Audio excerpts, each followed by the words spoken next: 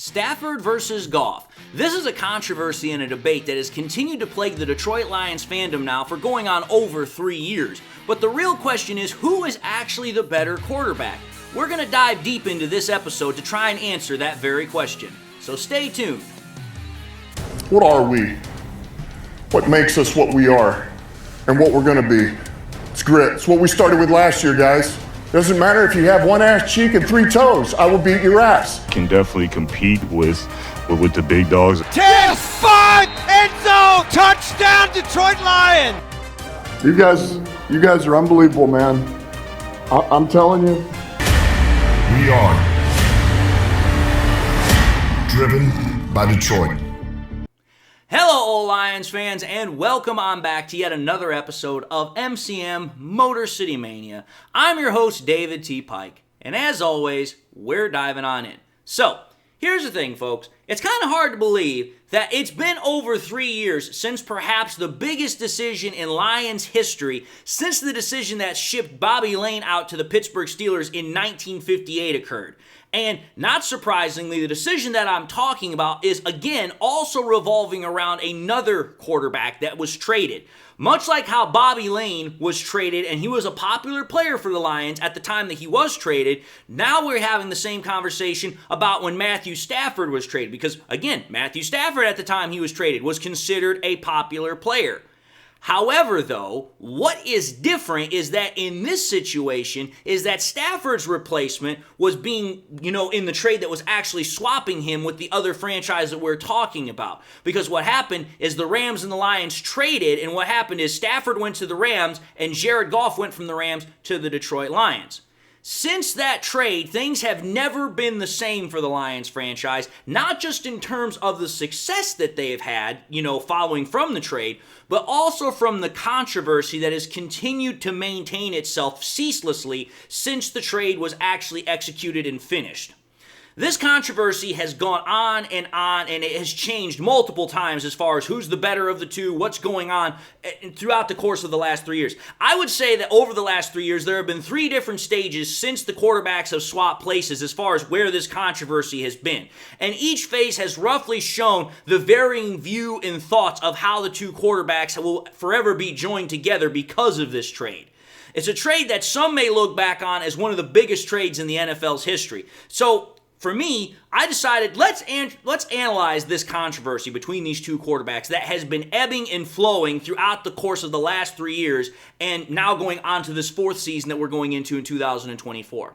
So let's go back now to 2021. In 2021, I like to call this phase, the win-win trade phase, or rather the Rams get upgrade phase, Lions get bridge phase. Because if you think about it, for the 2021 perspective of the trade, that was universally held by most analysts as a win-win trade for both teams. And for the most part, it is still considered a win-win trade for both teams.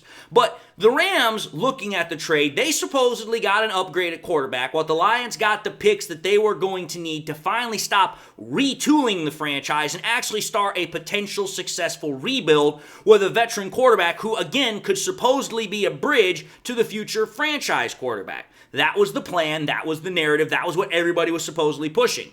This narrative was largely believed and almost instantaneously was reinforced in the sense because Stafford and the Rams, when they got together, they got off to a fast start. And Stafford was looking as good as he'd ever been in McVay's offense. While Goff, on the other hand, with the Lions, they were continually struggling, and Goff was continually being blamed for the team's shortcomings. For Goff, it was just an absolute miserable experience in 2021, whereas for Stafford, it was like he was just having the time of his life. And then you have to think about it. This is probably one of the most important points I've got for this entire episode, so I'm going to put heavy emphasis on it. When the Rams won the Super Bowl and the Lions finished with that horrendous 3-13-1 record and secured the number 2 overall pick in the 2022 draft, it seemed that the belief that Goff was who he was to blame for the Rams' failures and that the Lions were to blame for not giving Stafford the tools to win, those whole thoughts, rumors, and whatever, they were finally confirmed. It was thought that, hey, Stafford went out and won a Super Bowl with the Rams. That means that Goff was the reason why the Rams couldn't win. And the reason why the Lions could never get anywhere with Stafford is because the Lions never gave him the tools in order to win because, hey, Stafford just went and won a Super Bowl. So if the Lions had given him the tools, they would have gotten somewhere. However, while that is the important point I want to point out there, buried within the fluff of that 2021 season, there were cracks that were already showing in the foundation of the narrative that McVay had worked so tirelessly to try and weave that he had sold like snake oil to the media, and those cracks were starting to show. But you had to know where to look for them. So first, let's keep in mind that while Goff's season was by far statistically inferior to Stafford's, like there's no debate on that. Stafford had a hell of a good year in 2021 as far as overall statistics. But the problem is that there are critical pieces of information that have to be acknowledged to gain a true perspective of just how much controversy, even from the beginning, was flawed and completely fed by one man's hurt ego. And that person would be Sean McVay. First and foremost, if you take a look at the first 2/3 of Goff's season in 2021, it was not good at all, and that was definitely apparent. Nobody's going to disagree on that one. Even I won't. However, the main question most people don't ask when you look at the 2021 season from the first 2/3 of it is, why was Jared Goff not playing well? The answer was because of a twofold problem. The first part of that problem was because of offensive coordinator Anthony Lynn. Anthony Lynn couldn't call a game plan if his life depended on it, and it was abundantly clear when he got removed from play calling duties, and then Dan Campbell took over, and within like a week or two of him taking over, the offense was actually starting to work. It was actually starting to function, whereas Anthony Lynn, who had been an offensive coordinator prior and had also been a head coach, somehow couldn't do what Dan Campbell, who had no play calling experience, was able to do. Then on top of that, you also have to take a look at the fact that the biggest change that I think also helped Jared Goff out was actually getting some damn weapons. Again, prior to that whole point when Dan Campbell actually realistically took over, Amon-Ra St. Brown really hadn't shown up yet, and we still hadn't picked up Josh Reynolds off of the waiver wire from the Tennessee Titans. And once we got those two on the same page and everybody was now functioning, it was amazing how quickly Jared Goff's play rebounded over the last couple of weeks of the season. Just think about this, folks.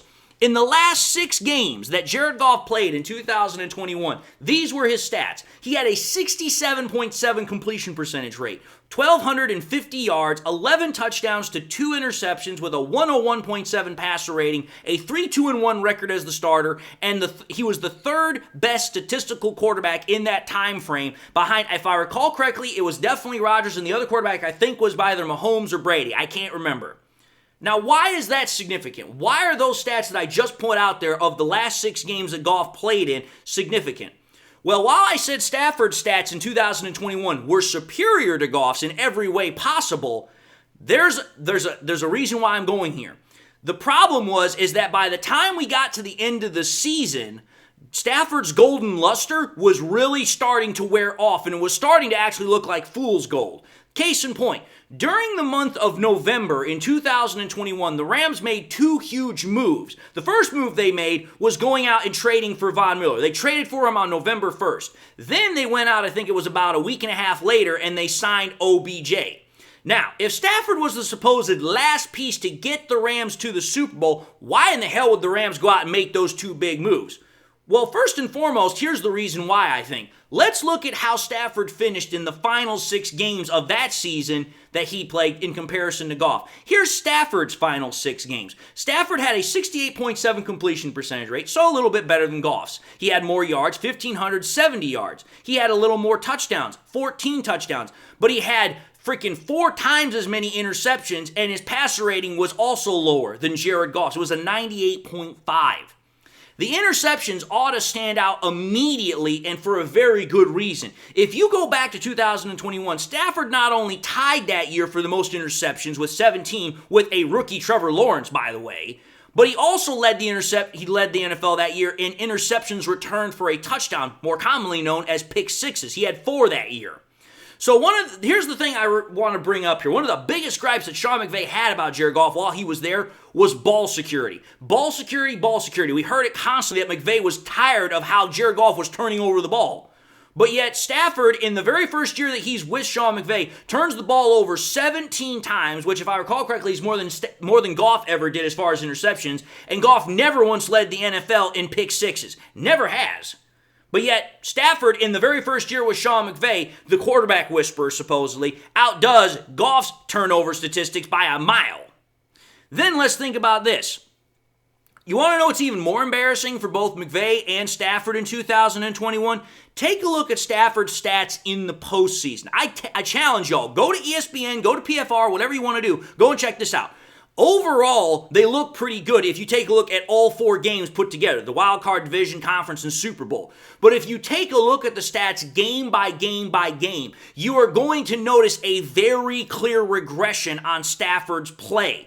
Take a look at the wild card. He had a 154.5 passer rating. Division game, 121.2 passer rating. Conference championship game, a 96.2. And when we got to the Super Bowl, it had dropped all the way down to an 89.9. He had gone from 154 to 89.9 in the span of 4 weeks. That is humongous regression.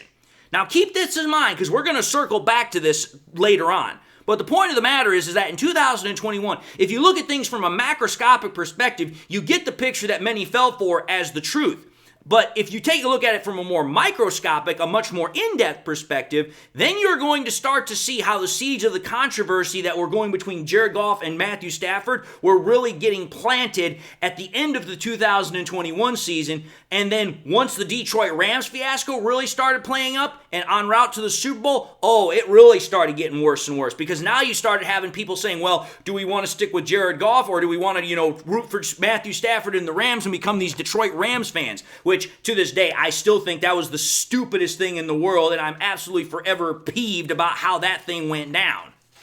But the point of the matter is that all of that nonsense would absolutely be nothing compared to what would come later in the next 2 seasons that would follow. Which then brings us to 2022. In 2022, the cracks start to get a lot more visible and the narrative starts changing. It starts getting challenged. Because if you think about it, in the offseason, the Lions and the Rams took very different perspectives. They took very different approaches. The Lions, they went to work laying the groundwork to officially start their rebuild and to use the picks of the trade that they picked up because that was the first year that they had that first-round draft pick that they had picked up from the trade. Holmes would use that offseason to get more talent on both sides of the football at reasonable prices. But he would also use great investments to start using, he would use those investments that he had that they would start paying off immediately. We had, Aiden Hutchinson that we had drafted. We had a couple other big pieces that we had already drafted. They were starting to pay off. Now, what did the Rams do?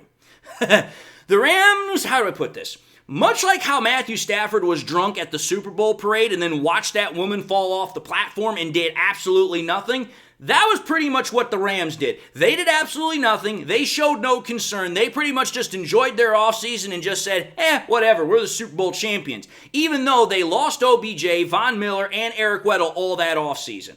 And if I recall correctly, they also lost Andre Whitworth. Yeah, they did. So they lost a lot of big pieces that offseason. Then came the actual season. Lions, they started 1-6 while the Rams started 3-3. Neither team started very well, even though the Rams started a little bit better. But Matthew Stafford started dreadful the entire span of those 6 games. He only had 1 game where he passed for more than 2 touchdowns, and he had all but 1 game where he threw 1 interception. Goff, over the first 4 games, he absolutely looked stellar. But then there were 2 really bad games at the end of that 6-week period, which was I believe it was against the Patriots, and I believe it was also against the Cowboys, where it completely threw things out of whack. Then, after the 6-week period, things drastically changed. Stafford completely fell apart, quite literally, because he was dealing with injuries, and then the Rams also fell apart. They finished the year 5-12.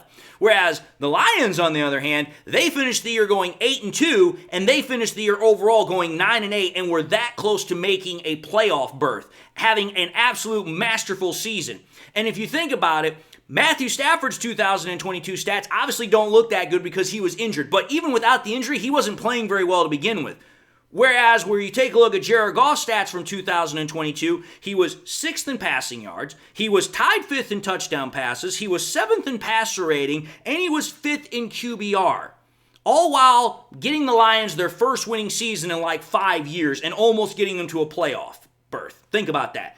That is important because, again, that challenges something right off the bat about the whole Sean McVay narrative. The first thing that it actually shows is 2 major flaws within that, actual narrative that McVay had put all together. The first thing it showed is that, 1, Jared Goff could actually win without Sean McVay. It showed that McVay was not the reason for Goff's success. That was number 1. The second thing it also showed primarily was that Goff could win in Detroit. Think about that. I've said it before, I'll say it again. Just imagine how hard it has been over the last 20, 30 years to win in Detroit. And just in his second season, Jared Goff delivers the Lions a winning season. That's something that even Matthew Stafford had a hard time doing. And it also showed this. I didn't include this, but this is important. It also showed that Sean McVay was not invulnerable. He could lose, and he could lose bad. Here's the reason why I'm saying this. Because by Jared Goff proving that he could win, that he wasn't the result of Sean McVay, and that he could win in Detroit, it proved that Jared Goff was more than capable of being the franchise quarterback, despite what Sean McVay was trying to portray about Goff when the Rams couldn't win. And when the 2022 season was over, that was when this controversy really started to kick up steam. Now it wasn't a matter of Detroit Rams fans versus the true Lions fans from 2021. Now it was a matter of Stafford versus Goff. Who was actually truly the better quarterback? Now, little did anyone know that 2023 season that was just right around the corner was going to give a very clear answer to that very question. Because now we get into 2023, and this is where Goff completely destroys the narrative, and in my opinion, he overtakes Stafford. Here's how I explain this. 2023 was, in my opinion, the year that not only the Lions broke out onto the national stage and kind of said, hey, here we are, we're actually ready to play, but it also was when Goff fully exercised his demons from not only the Rams days with McVay, but also the Lions in the NFL too. Think about it. Now you have Stafford and the Rams, who they outdid their expectations in 2023 because most people consider 2023 for the Rams to be a rebuild year, and they had a lot of dead cap hit on the books. However, the Rams, they did unexpectedly well by the end of the season, and hey, you know what? They're now going to the playoffs. And wouldn't you know it, by some coinky-dink of fate, the Rams and the Lions are going to play in the wild card seed with the Rams coming towards Detroit to play Goff at Ford Field. Now, this is how it comes to a head in a couple of ways for this whole thing. First and foremost, let's just think about this, number one. The fact that Jared Goff got the Lions their most wins that they had had since 1991, again, something that Stafford couldn't do, that one, first and foremost, puts Jared Goff much better than Stafford because Goff did something in that regard that Stafford couldn't do. Goff was also able to win a division crown, something that Stafford couldn't do, even though Stafford had a chance to do it. Goff won, not one, but 2 playoff games for the Detroit Lions, something that Stafford couldn't do. Goff got the Lions to a conference championship game, something that Stafford could not do. But then, just outside of that, you need to take a look at how the two quarterbacks performed in 2023, because Stafford had fully recovered from the injuries that he'd had in 2022, and he had most of the pieces that he needed to make things work. He had Puka Nacua, who was breaking out by mid-season. He still had Cooper Kupp, and then he had the running back tandem that he has right now that everybody's now just going goo-goo gaga over. But take a look at how the two quarterbacks performed in 2023. In 2023, Jared Goff had the 7th highest completion percentage rate, had the 2nd most passing touchdowns, the 2nd most passing yards, 4th most passing touchdowns, 9th highest passer rating, and 11th highest QBR rating. Matthew Stafford, on the other hand, 11th best in passing yards, tied 11th in passing touchdowns, 15th in passer rating, and 6th in QBR. If you take a look at the stat comparison between the two, Jared Goff clearly blew freaking Matthew Stafford out of the water. It's not even a contest in 2023. But then, I know some people are going to be like this, well, David, you got to show the stats between the two since the trade, because at that point, Stafford and, Goff, they're pretty equal. They're pretty much the same. That's only if you take a look at it in a generalized sense, because I've seen that picture that people are talking about, but if you actually take a look at it a little bit more closely, Goff, again, beats out Stafford. Here's how I'm going to prove this. Since the trade, take a look at Goff's stats. Goff has a 66.5 completion percentage rate. He has a little over 12,000 yards, 78 touchdowns to 27 interceptions with a 96.5 passer rating. That's pretty damn good. Now take a look at Stafford since the trade. 65.7 completion percentage rate, lower than Jared Goff. Almost 11,000 yards, lower than Jared Goff. 75 touchdowns, pretty much equal, but again, lower than Jared Goff. 36 interceptions, almost 10 more than Jared Goff, and a 95.8 passer rating, lower than Jared Goff. Now, most people are going to say, well, David, that's not that big of a difference. Oh, but it is a big difference. Here's the reason why. Jared Goff had to develop Amon-Ra St. Brown in that time frame, Sam Laporta, Penei Sewell, Jahmyr Gibbs, and he had to work with a rookie offensive coordinator in Ben Johnson. Remind me again, what did Matthew Stafford have to work with when he got to the LA Rams? Oh, that's right. He took over a Super Bowl caliber roster at the time that had OBJ on it. It had Cooper Kupp. It had Sean McVay as the head coach. And then they picked up Von Miller and Eric Weddle at the end of it. Now, granted, that was only for the 1 year, but he still had Cooper Kupp in 2022 and in 2023. Then he picked up Puka Nacua in 2023, and he had Sean McVay throughout the entirety of it, the supposed golden boy of the NFL. So, again, Sean McVay being the golden boy of the NFL, with Dan Campbell being the supposed meathead of the NFL, Ben Johnson being a rookie offensive coordinator with a rookie wide receiver, a rookie tight end, a rookie right tackle, and a rookie running back, versus everything that Matthew Stafford had. Here's the reason why I say that Jared Goff is the better quarterback. Jared Goff literally got handed crap on a plate when he got here to Detroit, and he had to make gold out of it. Matthew Stafford got handed gold in freaking LA, and he let it go to crap. Now, granted, I'm not saying that was all his fault. That was primarily the management of the Rams, Les Snead and Sean McVay. But the point of the matter is if Matthew Stafford was supposedly as good as he was, why was it then in 2022, after they had won the Super Bowl, they couldn't do better? It's not like Matthew Stafford hadn't been in the situation that he'd been in before here in Detroit. He'd worked with Les and made stuff work, so why couldn't he do it in LA? That's a pretty valid question, in my point.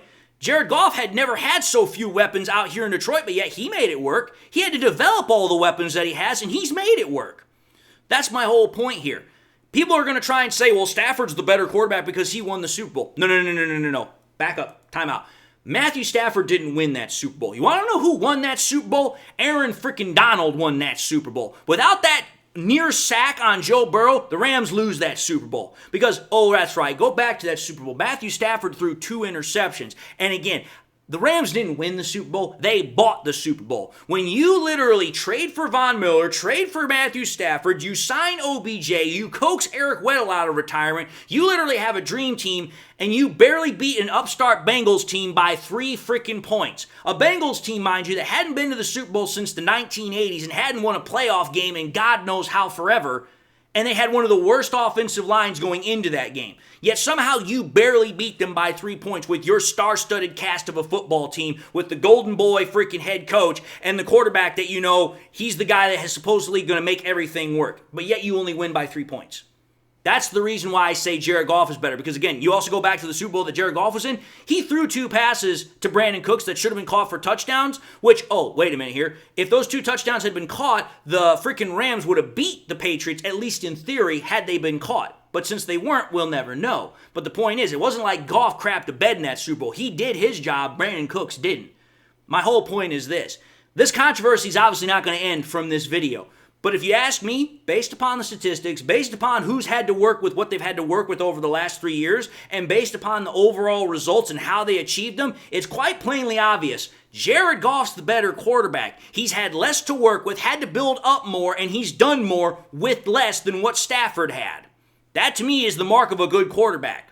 I'm not taking anything away from Stafford. Stafford's been a good quarterback. But if you want to talk about who's had to do more with less, at least the last 3 years, it's definitely had to be Goff. And he's done a lot more with less. That's my whole point. But anyway, I'm going to end this episode really quickly. I don't know if it's going to do any good, but I figured I'd talk about it because this is a controversy that's just not going away anytime soon. But having said that, I'm going to end the episode, and I just want to say thank you all for watching another episode of MCM Motor City Mania. If you like what you saw, by all means, highly encourage y'all to watch the next episode. Also encourage y'all to do one of these 3 things: like, comment, and subscribe to the channel. If by chance you subscribed in the past, forgot to do so at the time, or you just subscribed and not had a chance to do so, again, highly encourage y'all please to subscribe. But I also encourage y'all please, make sure you also hit that bell notification icon at the bottom of the page, so that way you guys never miss any more content that I push out. I also encourage y'all please to share the content with your Lions friends and family members. Share it here on YouTube, share it on Twitter, share it on Facebook, share it anywhere and everywhere you can with everybody and anybody that you can. The more we can share it, the greater the channel grows, the greater the channel spreads. And with that being said, I just want to say, I hope you all enjoyed the content. Hope you all got something that makes you happy, makes you smile today, and I hope you all have a blessed day. God bless, and until the next time we meet, I'll see you all in the next episode.